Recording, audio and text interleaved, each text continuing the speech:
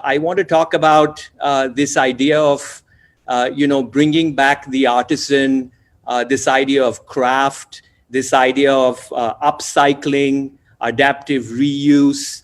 We're seeing a lot of that happen in the design world, and not only the design world. I mean, even in other industries that have much to do with design, people are looking at the past. So I'd like you to talk to us a little bit about your practice, how you see this, and if it is a trend, if you are using it as a way of thinking, which would become trendy because it's the right thing to do. One thing that we do at FIRF, we are an industrial design studio in Curitiba that is in south of Brazil. And in the last 10 years, we've been designing from furniture to medical solutions to gadgets to crazy products that we don't know how to call them. But one thing for us that's really important is the key word to understand what we do and why we do, and it's inclusion. For us, inclusion in all the ways is like a radical inclusion. When we talk about inclusion, it's we never do something exclusive. I don't know in India, but especially in Brazil, it's when we talk about design, a lot of people think it's something that it's totally exclusive and exclusive design, or something that people used to sell more. And usually here in Brazil, design is related to luxury. Okay, but for us as human beings, as in a spiritual way of thinking and both professional way of thinking as well, it's not very clever to talk about exclusivity when we want to embrace the world and we want to embrace other opportunities. So just to tell you a little bit what we think, we design as we are writing a poem. We think that we are some kind of industrial poets. We don't know how to write really well. That's why we design products. But so just like a poet, he's like obsessed with giving the meaning, a lot of meaning, and giving a lot of emotions, but without using unnecessary things. Okay. So you don't usually see a good poet writing a lot to tell you something deep. Usually the deepest poems are really short. That's what we try to do. And when we talk about industrial design, so we design from products to startups to medium-sized business to very huge companies such as Natuzzi in Italy. National Geographic is a really good client of us. And also we've been designing a few things for the United Nations. Me and my business partner, Mauricio, we are instructors of the UNIDO. UNIDO is the United Nations Industrial Development Organization. It's a special organization inside the United Nations that we are trying to see the future, see all the bad things that are happening, that are the bad is being mass produced. So we cannot be shy to fight the bad things that are being mass produced. So we truly believe that we should mass produce good. And if we could mass produce good, that's amazing. And returning to your question, when we talk about craft, I believe in India, you guys have amazing craft as well. It's like traditional techniques, traditional materials that have been used for centuries. And talking again about inclusion, when we learn about a new material, when we create a new material, we created with an amazing company that we've been collaborating here in Brazil. It's a biofabric made out of leaves. So it's it kind of looks like leather, but it's carbon neutral. So it's an amazing material. Also, we've been designing with mycelium, but we see all these techniques, all these materials as ingredients, and we love to cook. So one thing that we do, we never exclude, again, talking about exclusivity, we never exclude something. We're always looking to the future especially when we are designing for very high tech companies and international companies. But we never forget the past. We try to bring the best of the past and give a different reinterpretation, right? To make a step forward. So what we do, we look at the crafts, we look at traditional materials, we use leather, we use porcelain, we use glass, we use a lot of different materials and a lot of crazy materials as well. But what we try to do is never to exclude. And for us, this is a big. I don't know. Just like you said, I don't feel very comfortable to talk about what is a trend or what is not a trend. But we truly believe that inclusion is the key. Is not only including different social aspects, but we've been designing with a lot of amazing projects for handicapped people, but also including different techniques, including different. We take the very traditional artisan with a very traditional craft, and we create a dialogue between this person and a scientist that is in a lab creating like a very high tech material, and we create these connections.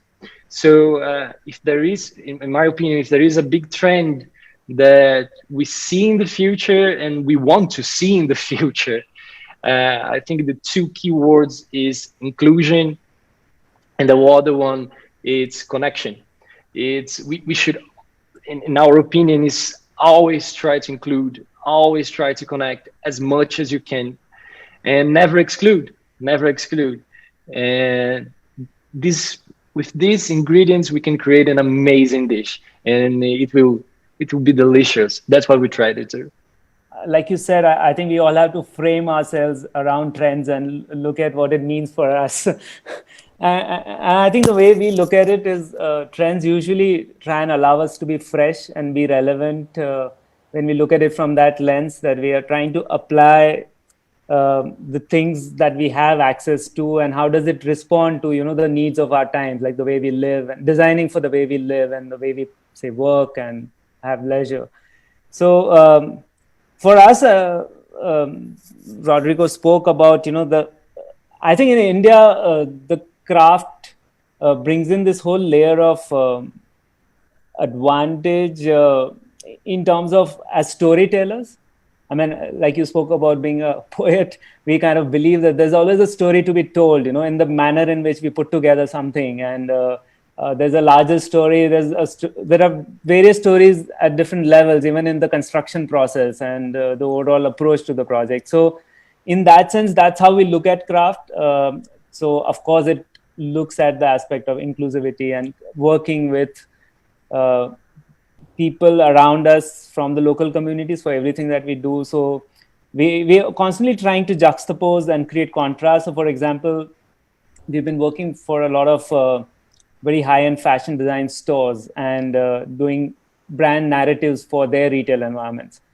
And we've chosen to, you know, work with local street craft from around Delhi and NCR and kind of weave that into the construction process. So it's a dichotomy of a sort, but, you know, like the work that they produce actually helps sell garments and products which are completely exclusive to them, or they're kind of not accessible to them, but it still kind of creates a interesting co-relationship and puts a story out there. So that's how we look at it. So craft from everything that happens on urban level in our streets to when we work in, say, areas of Rajasthan and Jaipur, which are very, very strong in terms of the hand skills, then working with the local masons and the stone carvers and actually getting something up, which, so we've used a lot of local stonework and hospitality environments in those areas.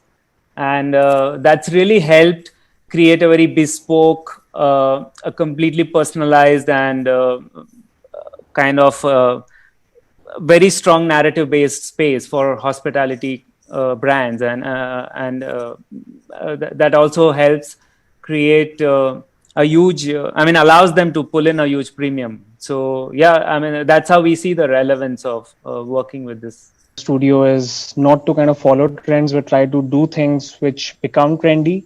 And it has happened somehow. I mean, it wasn't a subconscious, effort, but uh, so when we started the studio, I mean, it was in London, 2012. It's been a while, and the journey has been, starting from UK. I moved to US and then came back to India. My partner works from London right now, and we've been just moving countries and stuff.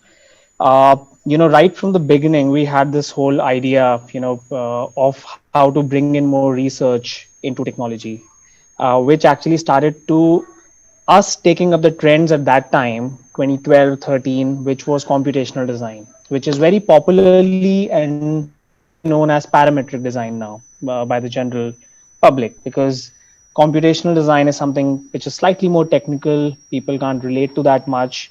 But what we have seen in all of these years is that there is a growing trend of accepting technologies and people wanting the kind of outputs that these technologies are able to give us and provide us, which is quite interesting. At the same time, of course, we try to keep our focus on the process and not purely on the output. But overall, I would say, thinking, if you have to think about anything new, I mean, that's something which is what creativity is.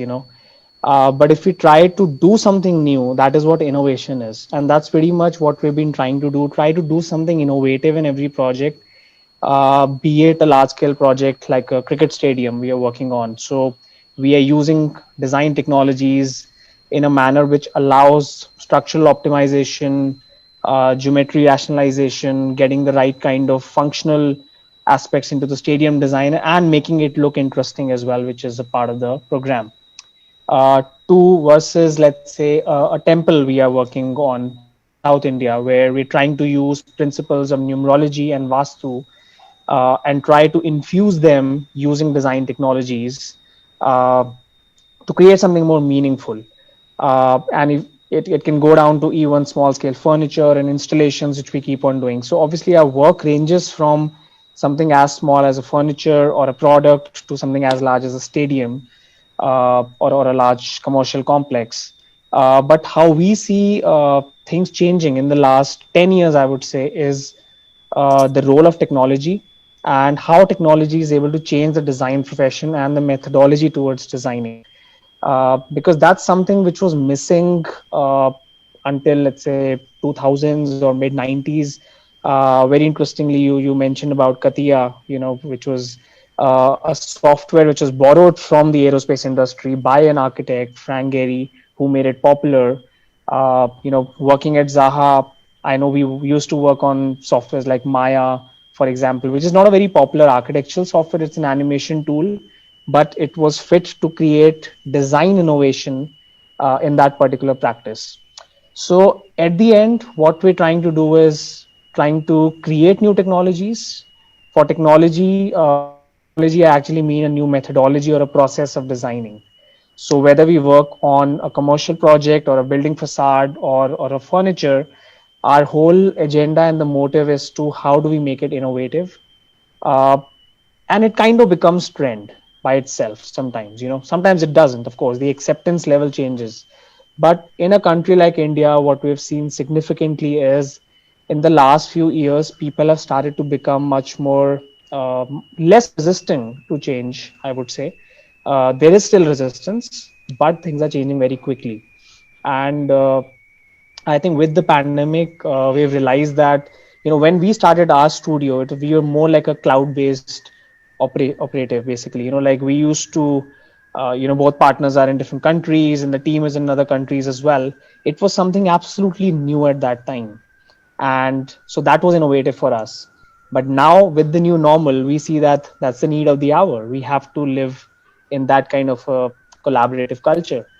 uh, Overall, I would say, one, as a designer, one doesn't really chase trends. One tries to keep innovating, be more creative, which sort of becomes trend or becomes your style, and then you start to develop that further. But we are always in a work in progress. But I think right now the pace at which the technology is changing is much faster than what we have seen in the last 100 years. and that is really changing the profession, which I see as a positive impact. I think it's more speculative than how it looks, Since now we are in Torino, it is in Italy, it is an industrial city. So the automotive industry shaped the city on all the levels, like urban level, and also like the housing itself. Like the plan of the houses, 90% of the houses are the same. They have also a certain criteria in design, like a super small kitchen. Even the living room is smaller than the bedroom, because it is, these houses are made for workers.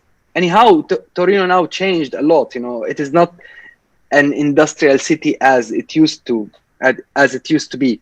But in order to answer your question, I think it's important to connect some points together, so we can explain the motives and the direction of design based on the reality comprehension. At the end, we have a reality and we should face it. We have a client with his needs and with his budget, and also a lot of elements. At the end, like architecture is a result of social aspects and behaviors, cultural aspects and traditions, and political directions in a certain moment of the life timeline. And the most important thing is the economy system, and it is the capitalism as a generator of revenues and means of production. So now, if we are speaking like how as you said, the production line, the assembly, and how these things are going to like the prefabrication, let's say, how it can be inserted into architecture. So I think the prefabricated in our days now can be understood in two different ways. So first one, if prefabricated means a mass production of a full building, let me say a house, which is like the residential projects are the main topic in architecture.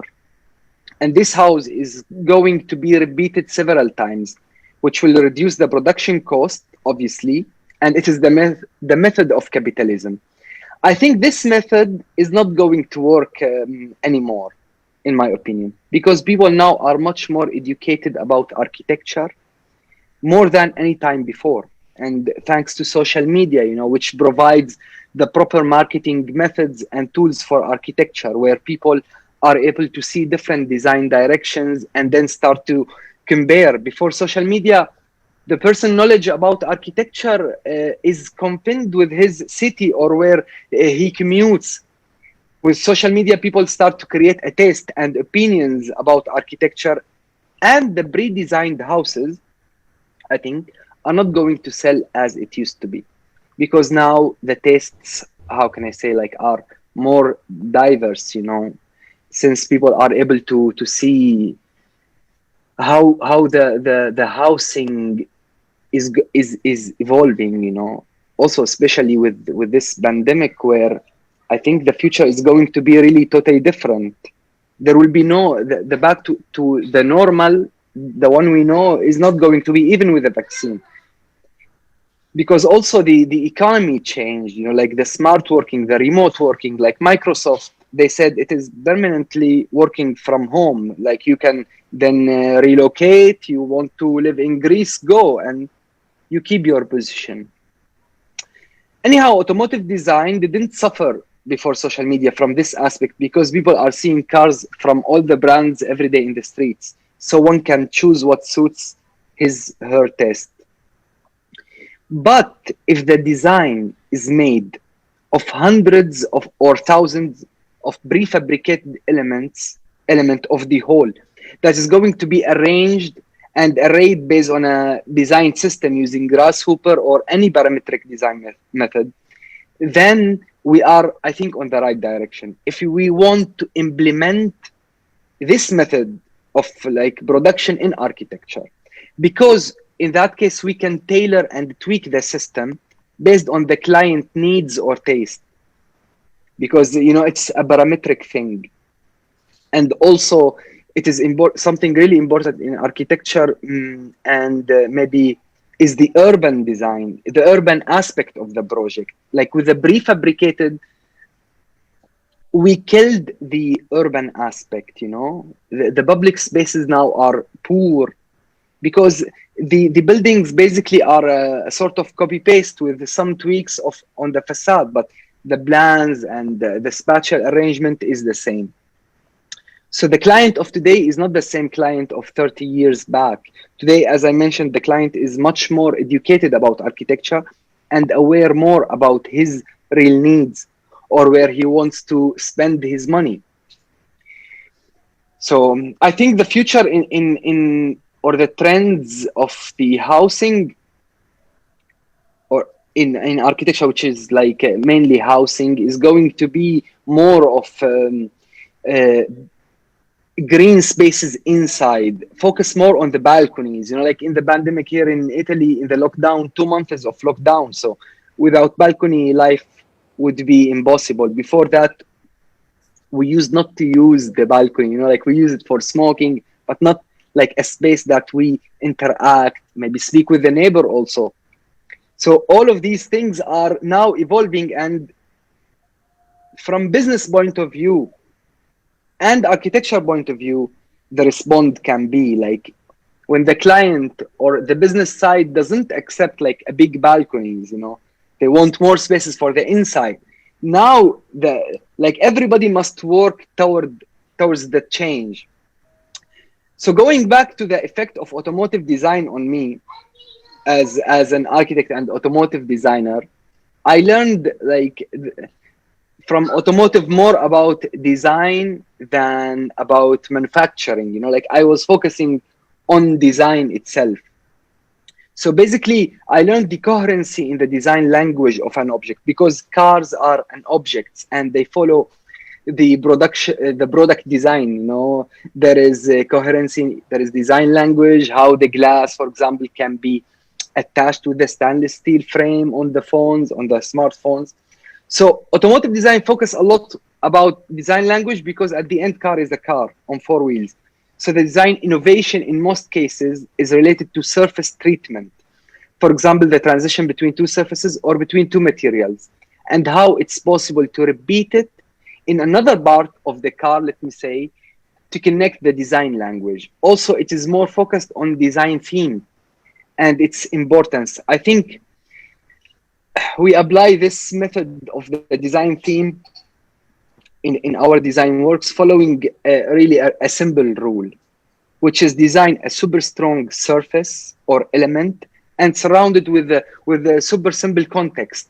So the main designed element, the main focus, the strongest part pops out.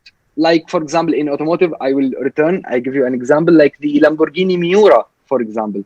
Like it has a really super strong curvy shoulder, and every surface around that is really muted, is really simple.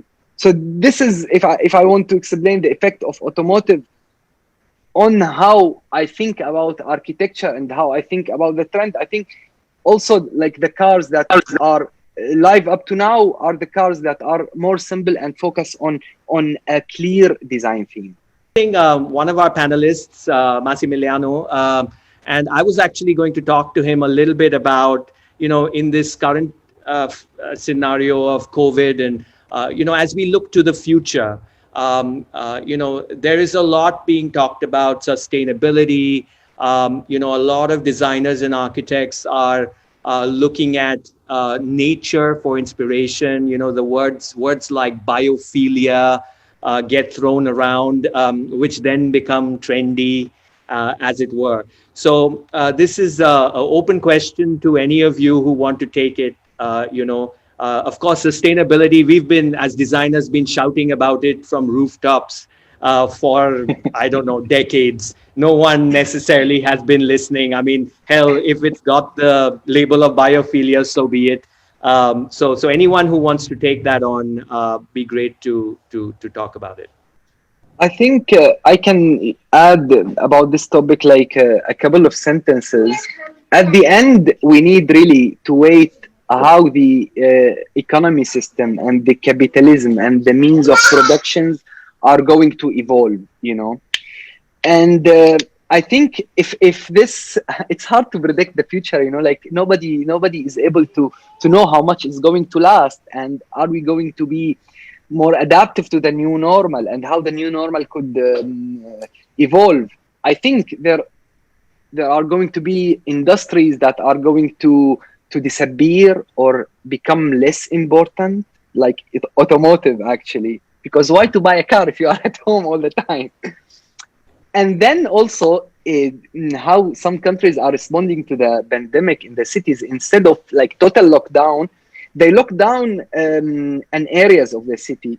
And I think this is like a seed of a small communities, let me say, since they are going to, you know, cutting the cities in order to control the pandemic. I think the future, you know, uh, carries a lot to us. And I think the key element now, the thing that we are usually rant a lot as an architects, like really we need more private and semi-private green areas in the houses or in the cortile here in Italy, like between buildings, there is a space where for parkings and so on. I think it is really important now to return uh, to the architect's point of view, you know, and because actually it is going now to sell more, you know. Now a bigger balcony, more green spaces outside in the balcony, it's going to sell you more than a bigger services in the house, you know. So but it is anyhow, from the business point of view, it's hard to take a decision because we don't know how the life is going to continue with this pandemic, you know. So this is my insight about this future Thanks. and sustainability topic.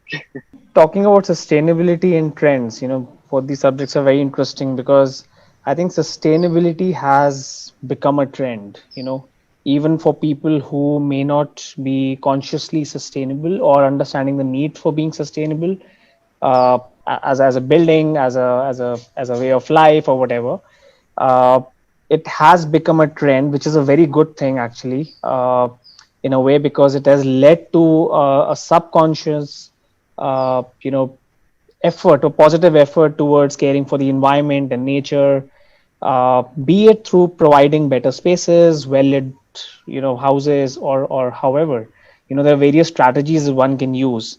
What I find very interesting in today's age and date is that we have the technologies available to us which can allow us to measure sustainability aspect or footprints in a very quantifiable manner, which is very important for us as designers to be able to take objective decisions about sustainability. So sustainability is not anymore just about being green or being conscious about waste, but now we can actually get into the actual metrics of sustainability, or how we are using the building. So that has made the designers very conscious of how they're designing, because we have kind of a responsibility to be sustainable, uh, and not just in terms of environmentally, but from a client's perspective, you would see financial sustainability of a project. Are you getting the right kind of returns, for example? And I think designers, architects now play a key role in bringing about and helping create that sustainable and a better space. And that comes through innovation, which is where I find it very interesting that we have the technologies, for example, computational tools. Abdul mentioned about Grasshopper. I'm glad somebody brought that up, because that's one of the trending tools of parametric design. And I have friends from the automobile industry who are using that and trying to translate that into architecture as well. We have worked with fashion designers where we use similar tools. And I think the beauty of new technologies allowing you to collaborate and innovate is quite interesting. And if we are able to become more sustainable, if we are able to care for the planet, if we are able to build more consciously, I think it's a great thing that it's a trend now. I, I fully relate to what you're saying. One of my roles at Godrej is also to look at sustainability, and I have been trying to make it trendy. So in doing so, I always say that in India, when you go out and buy a car, the first question you ask, what is the average mileage it'll give me per gallon? I can't believe, and a car you probably have for, let's say, 10, 15, 20 years. A home or a space is something you'll have for, God knows, 50 years, 70 years, right? Why are we not asking the same question of our buildings? And I think a lot of this, like you said, is about using these tools that we have and showing people, how it's done. And I think that part of the equation possibly needs to be addressed. With that, because we should be conscious of time, what I want to end with is in either a couple of words or a sentence, what each of you would want to see as becoming trendy, let's say for some time to come. So what would you like to see, become trendy? I love it. I love it. I love it. I truly believe that sustainability, we should not forget, just like my intelligent colleagues just said, sustainability, it's always three things. This is really important. The true balance of sustainability is three things. We should think about the environment, of course, and that's what most of the people think about. Second thing, it must be social. We must think about who will use it, who will produce it, and who will create it. The impact on the lives of the people that are involved with the project. And the third thing, it's the economy. We should think about how the economy always. We should not forget this when we're talking about sustainability. So for me, this simple, beautiful word that is sustainability, for me, it would be amazing. That would be a trend. And because from our point of view, and with different projects in Europe, in Brazil, in the Caribbean, what we think, it's people usually don't buy products that are way more expensive just because it is sustainable. But what we try to do and what we think to do is not use sustainability just like in a shallow way. But what we need to do, we have to go deep, really deep, and make sustainability sexy. Sustainability is cool. If sustainability is a trend, it's simple like this. It's simple like this. Make sustainability cool. Make sustainability beautiful. Make sustainability poetic. And not just sustainability by doing something sustainable and blah, blah, blah. But it's like, make it sexy. Make it sexy. We see, talking again about automotive. By the way, Abdul, I lived in Torino. I love the city. I miss the city. It's amazing. And it's a really nice city, yes. It's amazing. It's amazing. And as I see, we have a lot of friends that are from the automotive industry that works with Porsche and Jaguar and a lot of cool brands. And what we see, it's just an example. It's in the automotive industry, please correct me if I'm wrong, but they are taking a lot of sustainable solutions, such as electric cars, different finishes, but to make a car look cooler and be faster. And this is amazing. It's not only sustainability by doing something sustainable, and let's try to sell this because it's sustainable.